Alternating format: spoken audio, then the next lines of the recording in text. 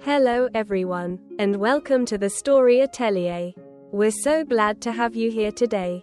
On this channel, we explore stories that challenge our perspectives and showcase the strength of character in the face of adversity. Today's story is one that hits close to home for many. It's about a confrontation that starts with hatred but ends with an unforgettable display of courage, dignity, and truth. In a small-town grocery store, an elderly woman uttered words of prejudice that could have escalated into anger, but instead, the response she received left the entire crowd stunned and inspired. This is the story of a black man who faced a moment of hate with incredible composure and grace. His response didn't just change the atmosphere in the room, it planted a seed for change in the hearts of everyone who witnessed it. So let's get into it. It was a sunny Saturday afternoon in Cedarwood, a quaint suburb nestled just outside Atlanta, Georgia. The streets were alive with the bustle of weekend errands, families enjoying the crisp autumn air, and the warm glow of small-town camaraderie. Cedarwood Market, the community's favorite grocery store, was at its busiest, a hub where neighbors exchanged smiles, shared updates, and navigated their carts through narrow aisles packed with local produce. Among the shoppers was James Taylor, a 31-year-old African-American software engineer who had recently moved to Cedarwood. James was the kind of person whose quiet demeanor belied a deep sense of purpose. Tall, with a neatly trimmed beard and a penchant for casual jeans and flannel shirts, he blended effortlessly into the crowd. Yet there was a quiet gravity about him that drew people in. James had just turned the corner into the fresh produce aisle, his basket balanced on one arm, when he noticed a frail elderly woman struggling to reach a bag of potatoes. Without hesitation, he stepped forward, gently saying, "Here, Mom, let me get that for you." The woman, her white curls perfectly coiffed and her floral blouse tucked neatly into pressed slacks, smiled warmly. "Thank you, young man. It's not every day someone offers to help." James returned her smile and resumed his shopping. But as he moved further down the aisle, the pleasant hum of the store began to waver. A voice, sharp, accusatory, cut through the chatter.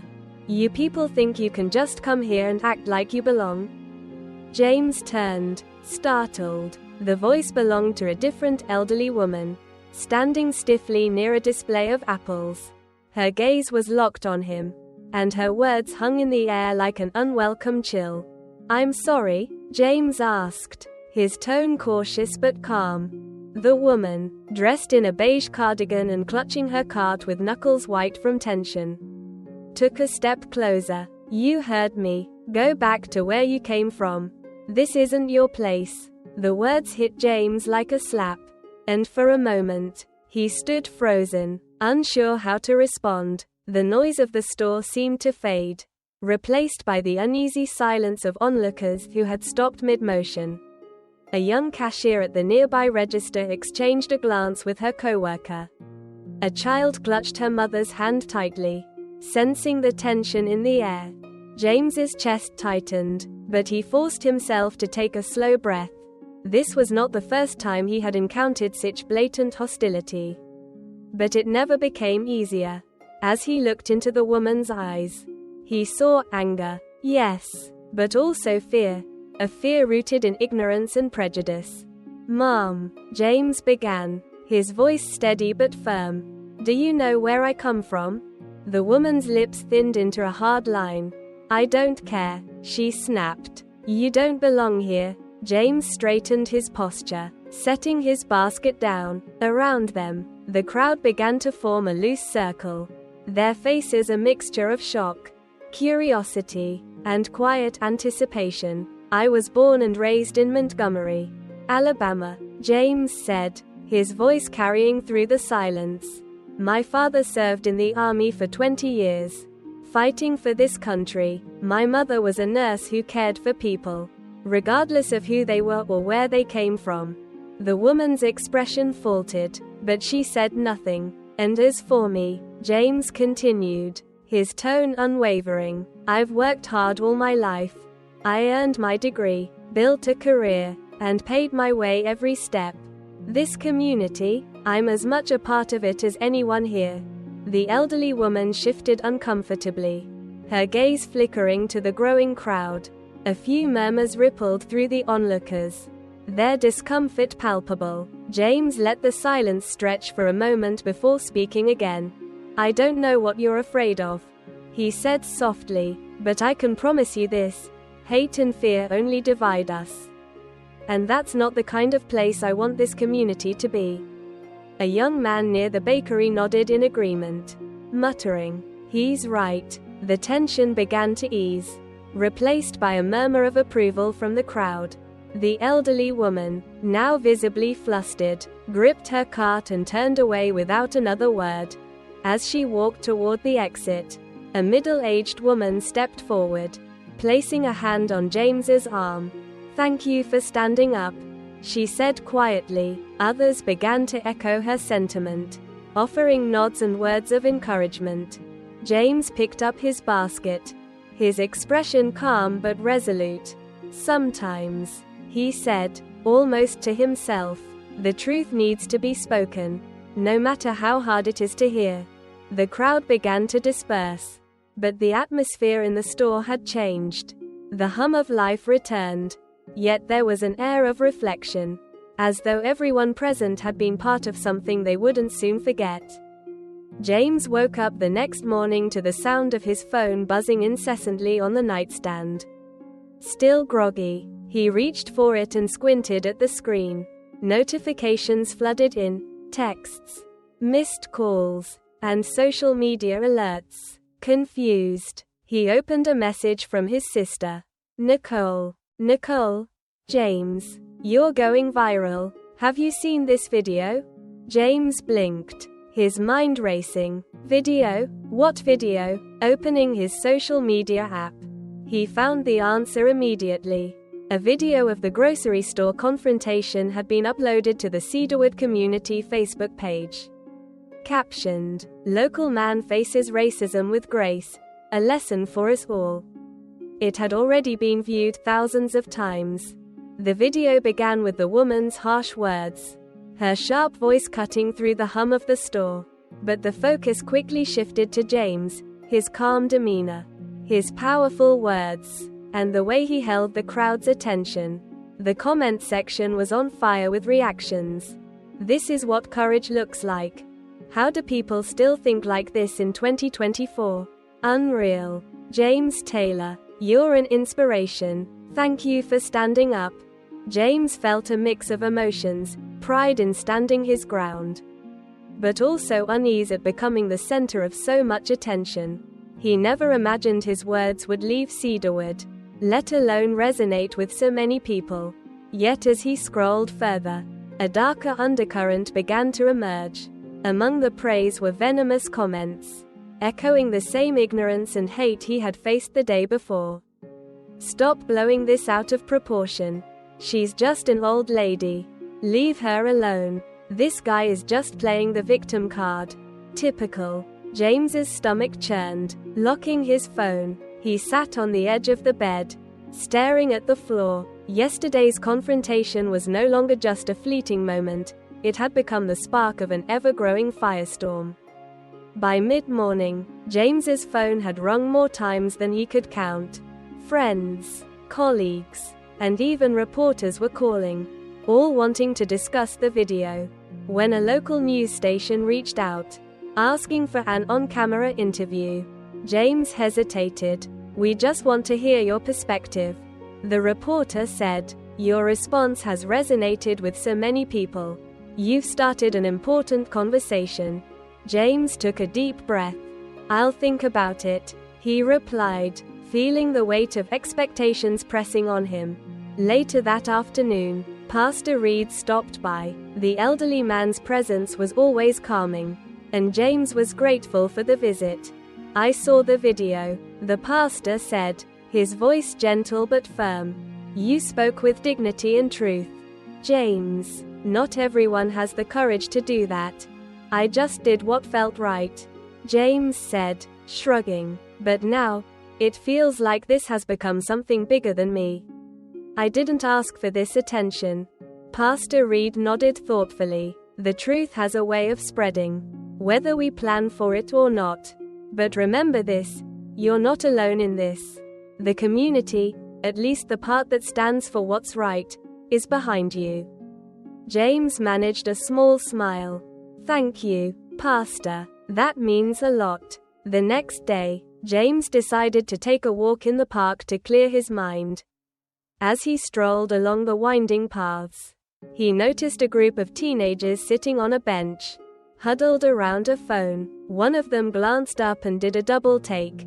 "Hey, you're that guy from the video," the boy exclaimed, jumping to his feet. James chuckled nervously. "Yeah, I guess that's me. Dude, you're like, famous now," another teen said, holding up his phone. "What you said back there, that was awesome." James spent a few minutes chatting with the teens, answering their questions and encouraging them to always stand up for what they believed was right. As he walked away, he couldn't help but feel a glimmer of hope. Maybe this attention, as uncomfortable as it was, could lead to something positive. That evening, James sat with his parents around the dinner table. Nicole had joined them, and the four of them shared a meal filled with laughter and warmth. But as the conversation turned to the events of the past few days, the atmosphere grew heavier. "I'm proud of you, son," Harold said, his deep voice steady. "But this kind of attention can bring out the best and the worst in people. You need to be ready for both."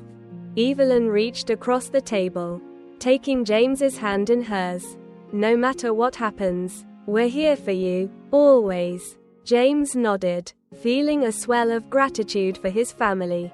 Their support was his anchor, grounding him amid the chaos.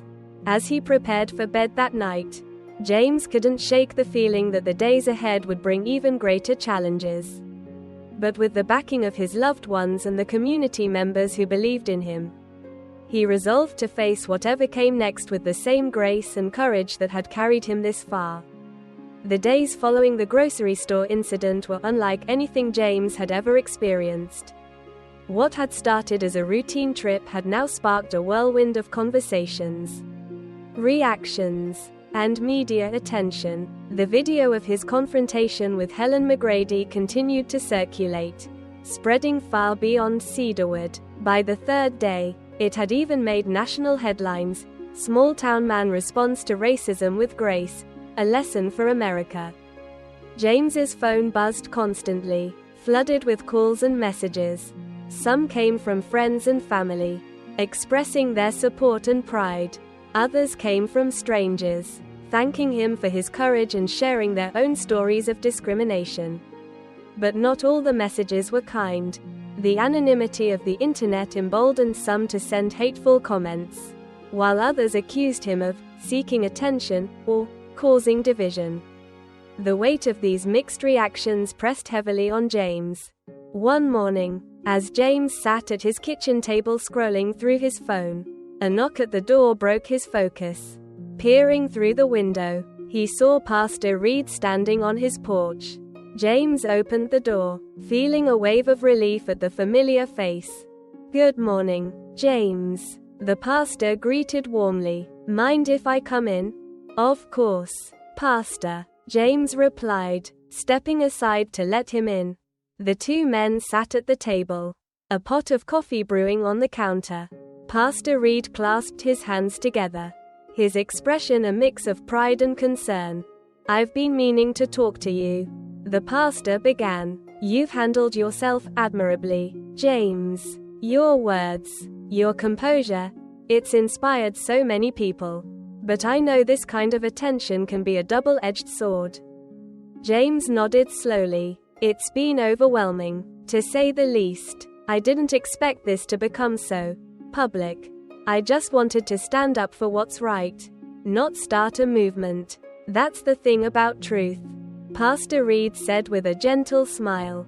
"When it's spoken from the heart, it resonates. It moves people. But you need to be prepared, James. Not everyone will welcome what you have to say. James sighed, his shoulders slumping slightly. I've already seen that. The hateful comments, the backlash. It's exhausting.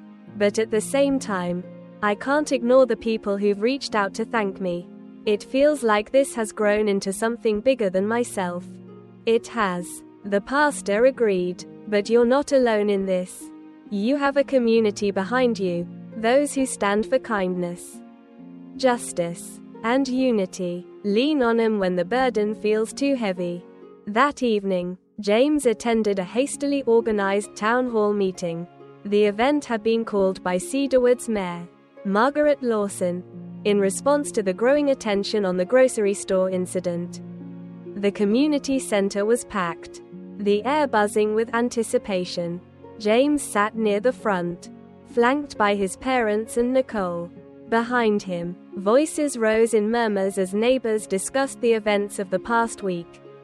When Mayor Lawson took the stage, the room fell silent. Her voice carried authority and empathy as she addressed the crowd. Thank you all for coming, she began. Cedarwood has always prided itself on being a welcoming and supportive community.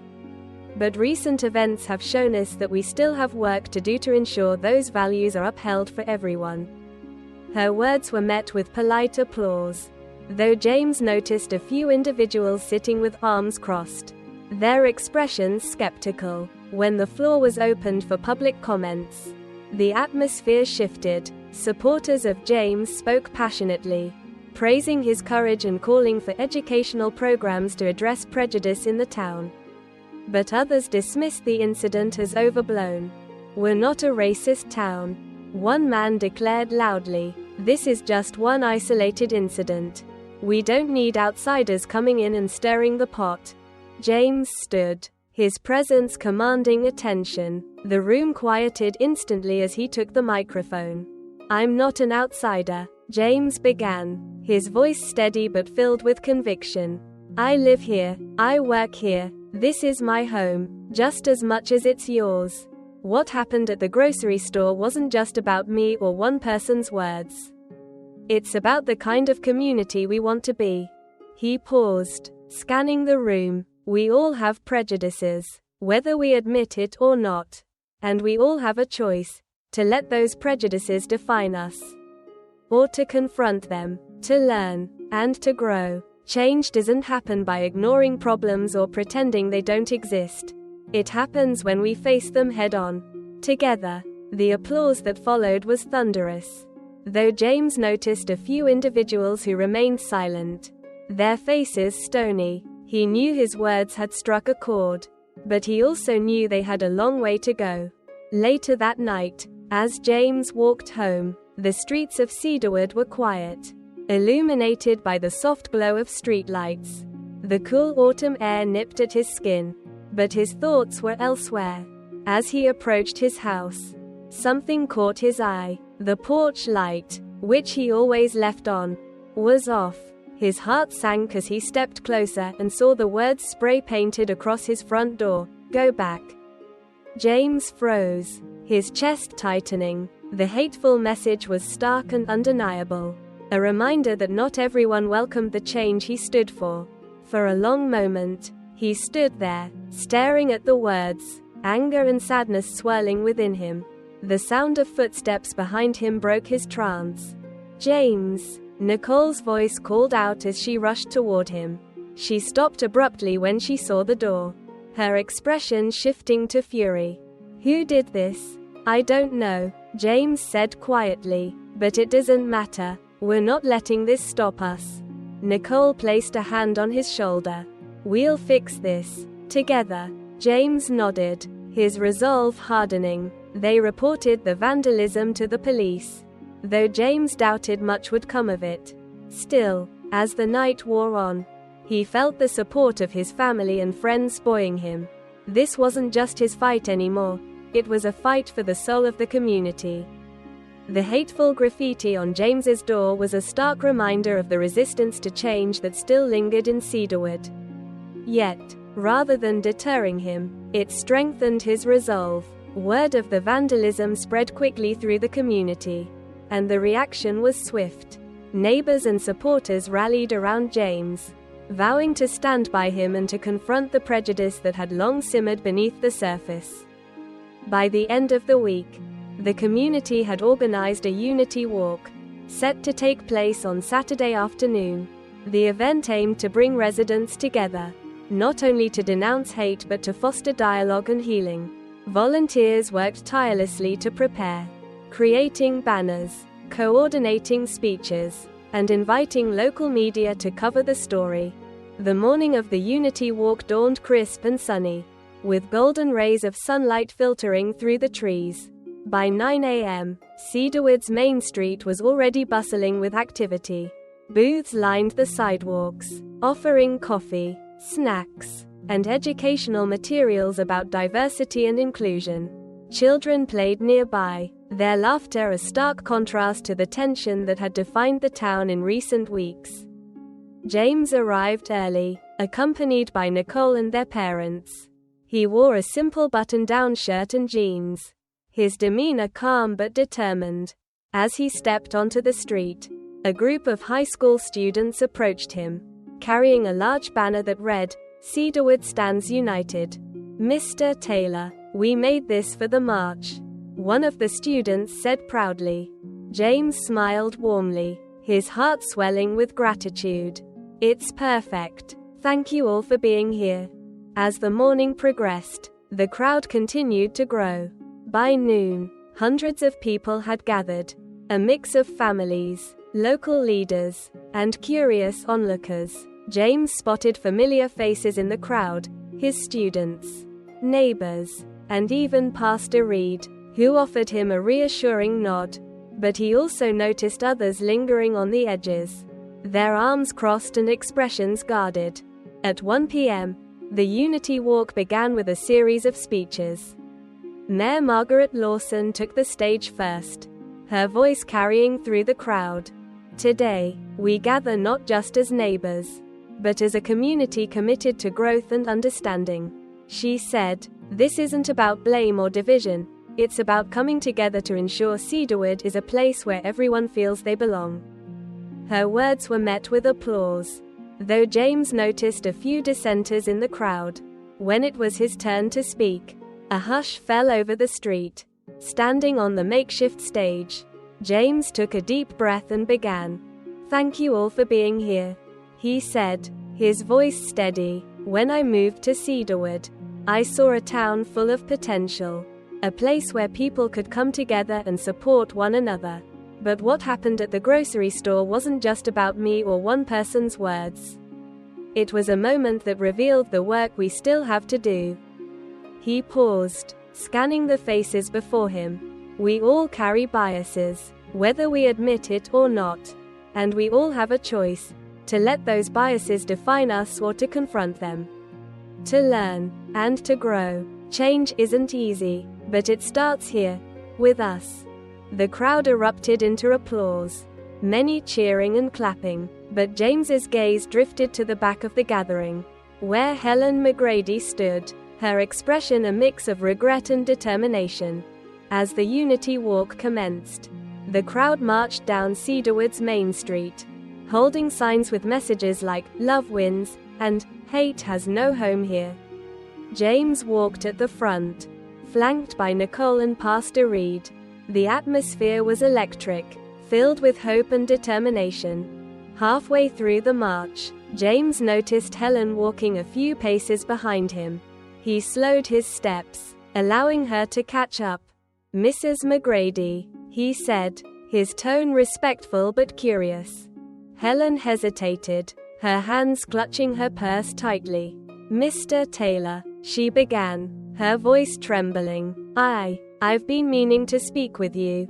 James nodded, his expression gentle. "I'm listening." She took a deep breath, her eyes glistening with unshed tears. "What I said to you that day, it was wrong. There's no excuse for it. I've been holding on to anger and fear for so long, and I took it out on you. But you didn't deserve that." James felt a lump rise in his throat. "Thank you for saying that," he said softly. "It takes courage to admit when we've been wrong." Helen nodded, tears spilling over. Your words, they've stayed with me. I've been thinking about them every day since. I still have a lot to learn. But I want to do better. I want to be better. James offered her a small, genuine smile. That's all any of us can do. By the time the march concluded, the atmosphere in Cedarwood felt lighter, as though a weight had been lifted. That evening, James returned home to find a group of neighbors waiting on his porch. They carried buckets of paint, brushes, and a banner that read, "Together for Cedarwood. We figured your house could use a fresh coat," one of them said with a grin. James laughed, his heart full. Together, they worked late into the night, repainting his door and erasing the hateful words that had marred it. As they finished, the words of division were replaced with a sense of unity and hope. Standing on his porch under the warm glow of the light, James looked around at the faces of his neighbors. For the first time in weeks, he felt a deep sense of peace. The fight wasn't over, but the seeds of change had been planted, and James knew that, together, they could nurture those seeds into something beautiful.